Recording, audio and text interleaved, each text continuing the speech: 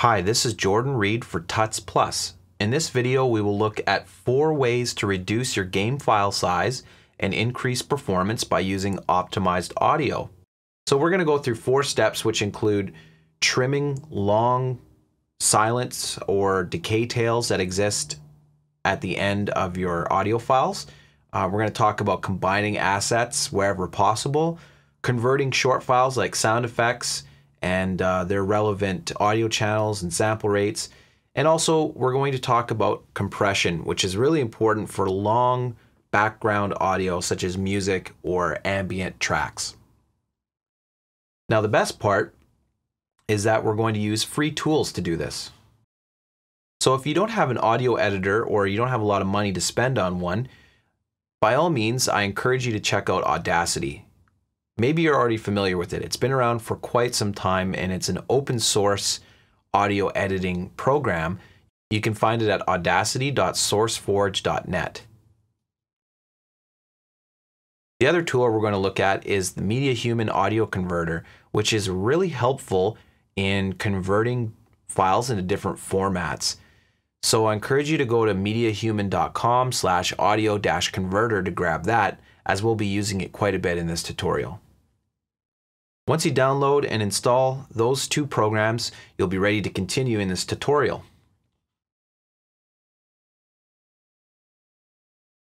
I have a blank session of Audacity open, and the first thing I'm going to do is go to File, Import Audio, so I can grab a WAV file. So here's an example of a short sound effect. It's 2.4 seconds long. And what we want to identify here is whether or not this sound effect has any empty silent space at the end, or if there's a way we can trim it down because maybe the sound decays too long. So what we mean by that when we reference decay time, that actually has to do with the way sound naturally fades out or tapers off. Now, when we visually inspect this waveform, we can see that the sound waves look like they taper off around the 1 second mark. And then there's this quiet or maybe even silent space taking up the rest of the file. But that may not quite be accurate into what sound really exists there. So we have to take a listen. We can't just rely on the visual inspector in our audio editor. We have to take a listen with our ears and see what kind of sound really exists here. So let's take a listen. I'm just going to make sure I'm at the right sample rate here. And let's play this sound effect. So what we notice here is that the sound tapers off, as we can see.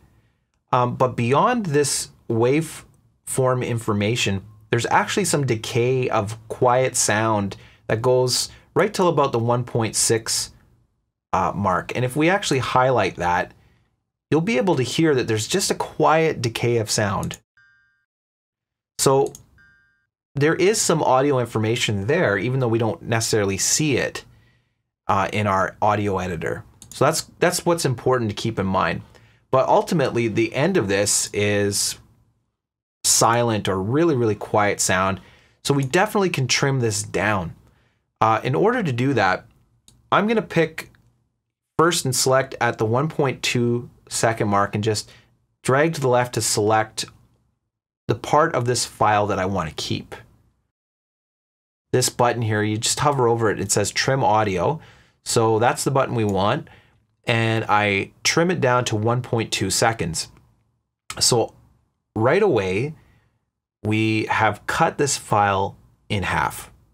So the length and the overall space that this sound effect will take up in our project is already cut in half when we trim it down to that.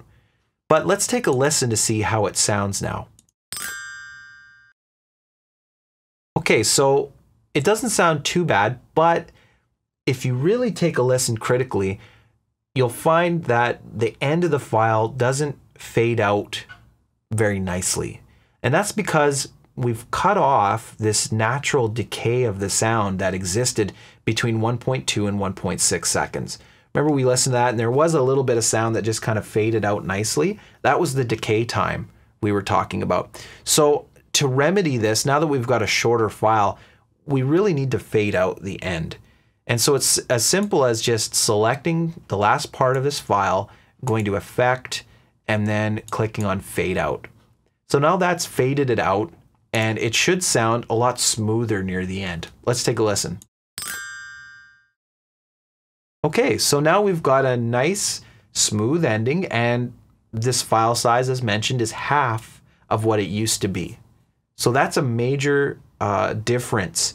If we would have used the file as it was, we would have ended up with a bunch of wasted space. We would have had a whole 1.2 seconds that we didn't need, which if you add that up over many different sound effects or assets in your project, that's going to just take up so much space that you don't need to waste. So this is the first step in optimizing audio.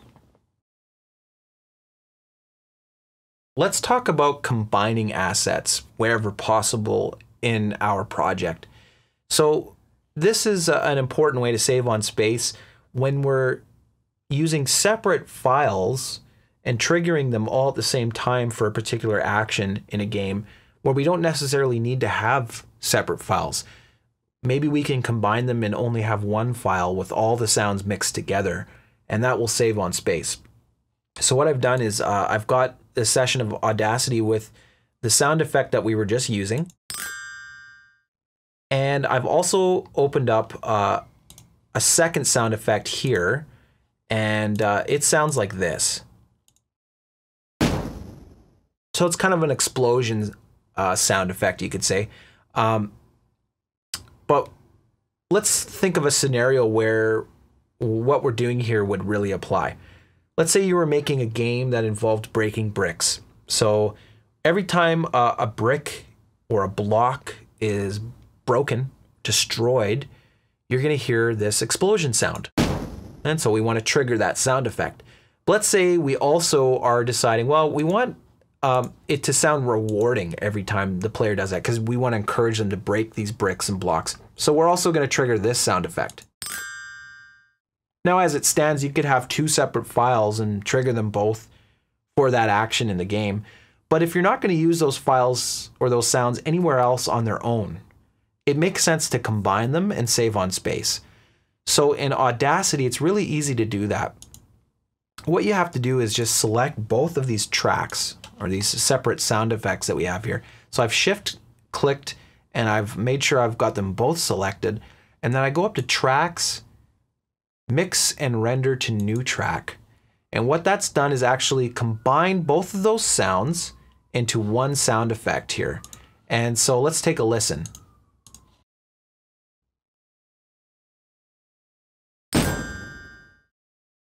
Okay, so we can hear both of those sounds have been mixed together nicely. One thing to keep in mind whenever we mix sounds together is that we're not clipping or getting too loud with the playback so that it distorts. And you can always keep an eye on your playback level in this meter up here. So if we just take a look, that's where the playback level got to at its highest. It peaked there with those two blue lines. And so it hasn't gone into the red, which is good. We never want to clip or get too loud when we're mixing sounds together. Okay, so that's a really simple way of optimizing our audio, and it works well if we're ever going to have two sound effects played at the same time where we don't need them separated. Why not just combine them and save on the space in your project? So I've exported that sound effect that we just created in Audacity and created this one file here called block-break.wave. Most short sound effects in games are uncompressed formats, such as WAV files or AIFF files. And so since we're not able to compress them like we normally do with music or long files that usually become MP3s or other compressed formats, we have to convert them in a different way to save on space if we really need to. So what we're going to talk about here is changing audio channels or in other words, going from stereo to mono, and also changing the sample rates, which can affect the overall quality of the sound. So let's keep that in mind, because when we change the quality, we are going to notice a difference into how it sounds. And so you have to make that judgment call in your project as to whether or not you really need to save the space, and if the quality, being reduced is going to be worth it. Well, let's go through and see what MediaHuman Audio Converter can do for us in optimizing our sounds to save space. One thing that it can do is change our audio files from stereo to mono. And we can do this in a batch file way. So I'm just dragging and dropping the one file, but essentially you could drag a whole folder into this box and batch convert them all. So it can really save time. It's a great tool for that. So I've just dragged and dropped the block break wave file that we have, which currently is in stereo and at 44,100 hertz, which essentially is CD quality.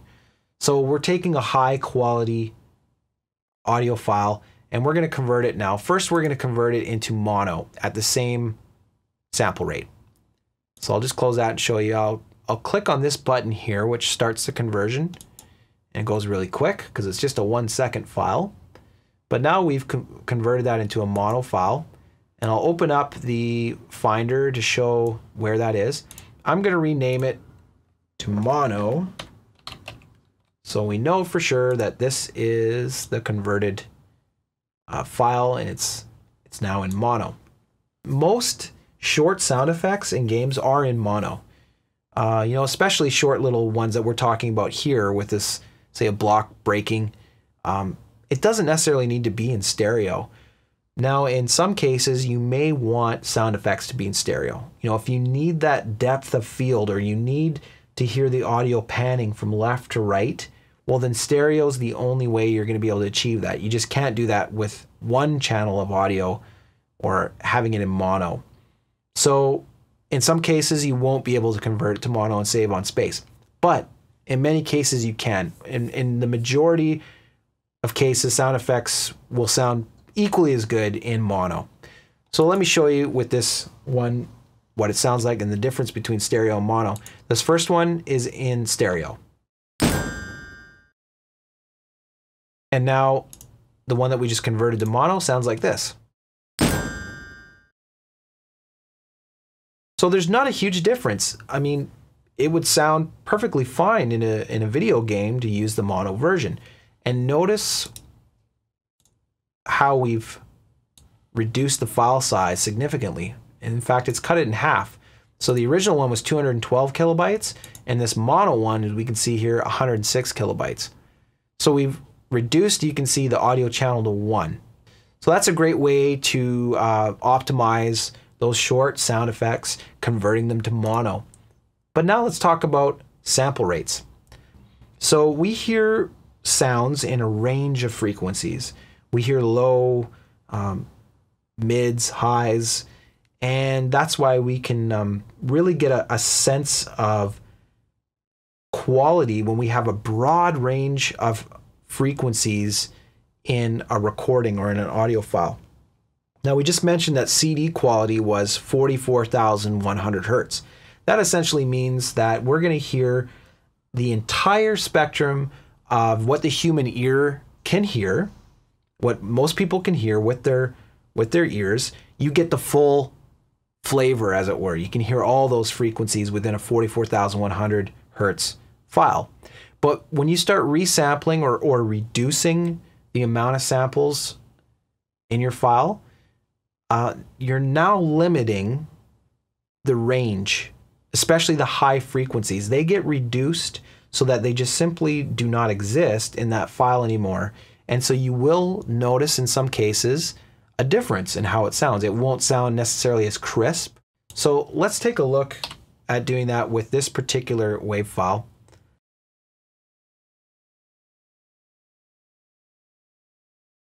I'm going to click on custom here, and you'll see that we can keep it as the original or change it to mono stereo.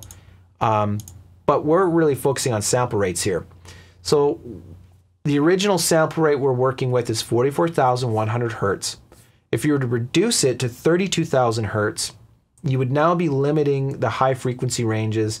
Now, this is going to get really technical. So I'm not going to go down that path in this tutorial because I want to keep it simple for everyone who just wants to quickly optimize their audio. If you want a more in-depth discussion of sample rates, I could talk for days about it. It'd be great. Let me know. But we won't do that here in this tutorial. I'll just quickly say that 32,000 hertz is about FM quality. 22,050 hertz is about AM quality. So we're talking about radio stations here. You know, you do hear a difference between a CD playing in your bedroom as opposed to something on the radio, right? There's less quality. So 32,000 hertz FM, 22,050 hertz AM radio. Not quite as crisp and clear as you would hear in the higher frequencies. 8,000 hertz is a significant drop in high frequency information. This is basically what you hear on a telephone.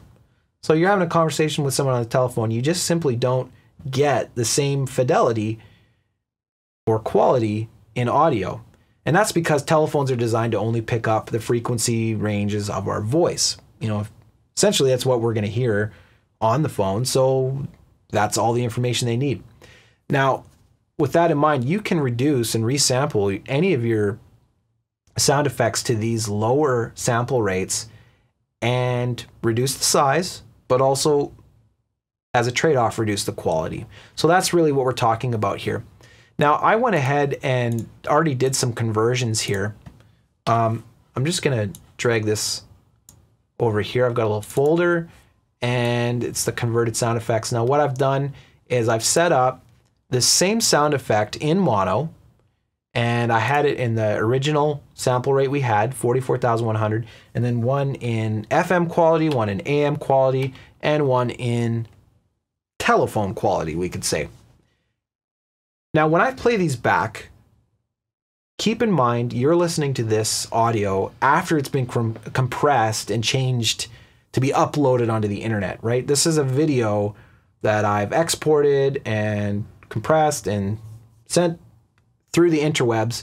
So it's not going to be exactly what I hear and what it really sounds like on my end. So some of the differences in quality you won't quite hear because it just won't be the same audio reproduced. That's why I do encourage you to try out your own resampling or changing, converting these files yourself with your own sound effects. Get an idea of the quality that you can get away with the space that you're, constrained to in your project.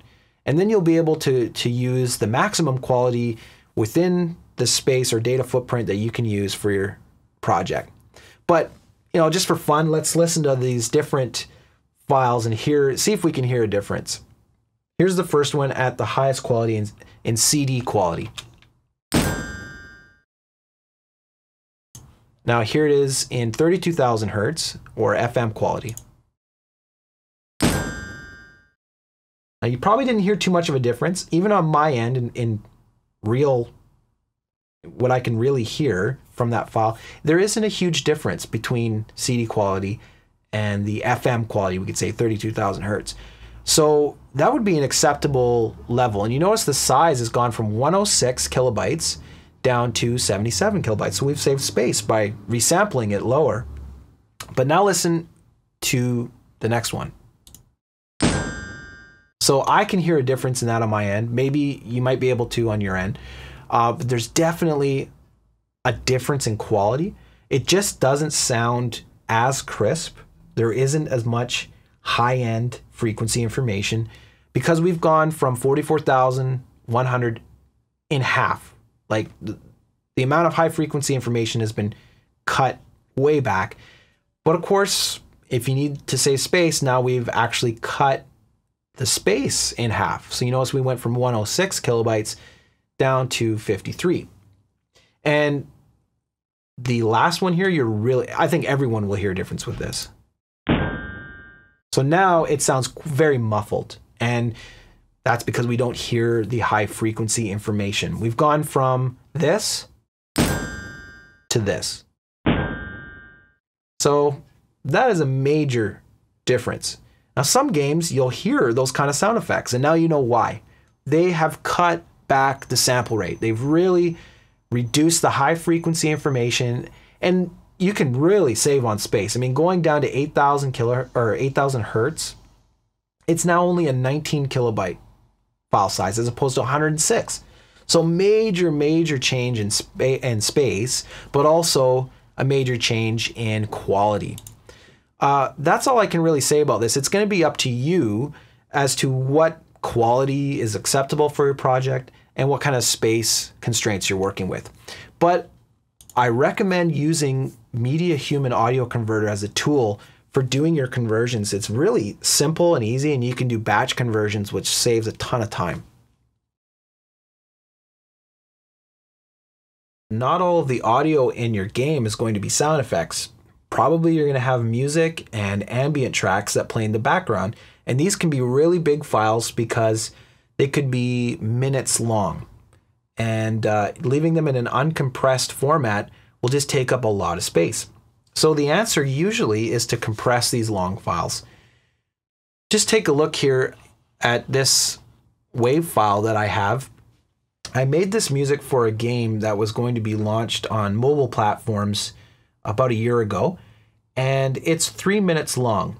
Now, in its current state, it's 53 megabytes. The entire space that the whole game could take up had to be less than 100 megabytes. We were just under the restriction of having less than 100 megabytes for being able to download on cellular networks, this mobile game. So this one music track would have taken up half of the entire space that we had. There's no way we would have been able to fit in art assets and all the code and everything else, not to mention the other audio that we would have had. So there's no way I could have left that in an uncompressed format. I had to compress this file. Now here's where we talk about a couple different options for compressing files. And using Media Human Audio Converter, you can compress into many different formats.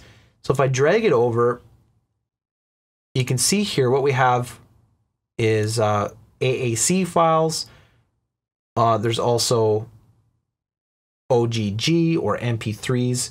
And these are different formats that we can compress our file into. You'll also notice that you have different options for bit rates. So I'll just take a minute to explain some of this. Now, obviously, you probably know about MP3s. They've been around for a long time, and they're very popular and supported by a wide number of platforms. So MP3s continue to be a standard of compression in the audio world. But AAC, or Advanced Audio Coding, was designed to be the successor of MP3s. And it still compresses the original sound, resulting in a lot of saved space. But it actually even saves you a little more space than MP3s and often can sound a little better than MP3s. The good thing about AACs is that they're supported by many different platforms. And on the internet, it's a standard type of compression for YouTube or iTunes. Quite often, it could be the case that you're converting your file into an AAC. Now let's talk about some different bit rates that you may have. For instance, if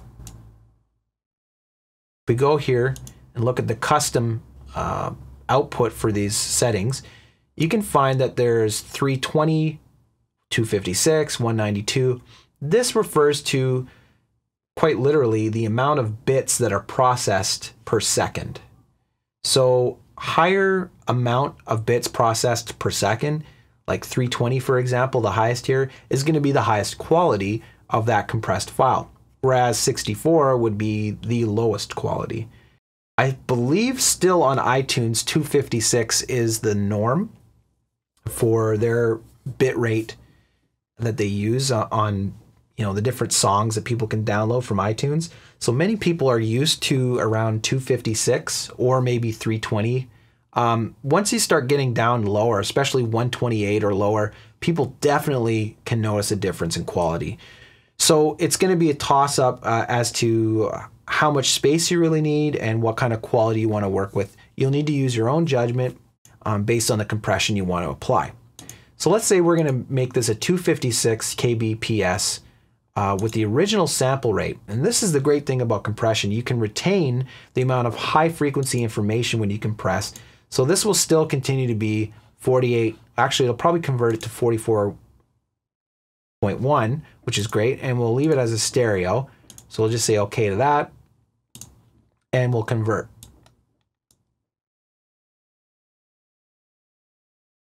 Now that that's been converted, I'm going to open up the Finder where it's at, and we'll just take a look at the size. So you can see it's 5.7 megabytes. This is way smaller than 53 megabytes. I mean, it's almost 10 times smaller. So you can see why compression can really be your friend when it comes to playing long audio files in your game. The key to knowing, the key thing to understand about compression is uncompressed formats of audio like WAV files or AIFF or even CAF, which is supported by iOS quite a bit. These uncompressed formats don't need to be decompressed, which means they don't need to be decoded the same way on the user's device. And so they're very snappy and responsive, and that's why uncompressed formats works so well. But you do have the higher amount of data footprint that they take up. So in many cases, when you're developing for a certain platform, they may only allow you to play one type of compressed format at a time, or one compressed file at a time. That's why you'll see a music track is compressed into an MP3 or an AAC format, and only that one file will be able to be played in the background. And this is why all the sound effects or other types of sounds that are going to be played simultaneously are left uncompressed, because they're shorter, so they're not going to take up a ton of space, but it allows them to be played simultaneously and very quickly and responsively by the device. That's what you may notice in many mobile environments, and why it's good to know when optimizing. You can't just compress everything that you're going to be using necessarily in the audio for your game, because some platforms just won't let you play those sounds simultaneously. So it's quite often seen where you'll have a background music or background ambient compressed file played with the uncompressed sound effects simultaneously happening over top. So it's good to know the platform specifications that you're developing for. Certain platforms may prefer a type of compressed audio format over another. So look in the documentation and convert those files accordingly to have the best results when playing the game. Well, this brings us pretty much to the end of our tutorial, so let's just do a quick review before we say goodbye. In the beginning of the video, we were talking about trimming down sound effects that may have unused space at the end. Things like silence or really long decay tails. They just take up extra space that we don't need. So we can use something like Audacity or another audio editing program to trim them down. The next thing we discussed was combining assets together wherever possible. It doesn't make sense to have two separate files when they're both being played for the same action, so we can mix them together in an audio editing program and save on the amount of assets that we're using, and ultimately saving on a lot of space. The third step was where we discussed using MediaHuman Audio Converter to convert uncompressed sound effects or other audio files into different formats. And specifically, we talked about going from stereo to mono, which cuts a file size directly in half by only having one audio channel used. We also talked about downsampling, where we can save even more space by going from a high quality 44.1 kilohertz wave file down to, say, a 32 kilohertz or even lower, depending on how much quality you want to have. Lastly, we talked about compression and how this is usually what we're going to do when we have long audio files that play in the background, like music or ambient tracks. But it is important to learn what formats decompress efficiently on your target platform if you want your game to run really well. I hope that you enjoyed this video and learned something that you can use in your next game development project. This is Jordan Reed for Tuts Plus, and thanks for watching.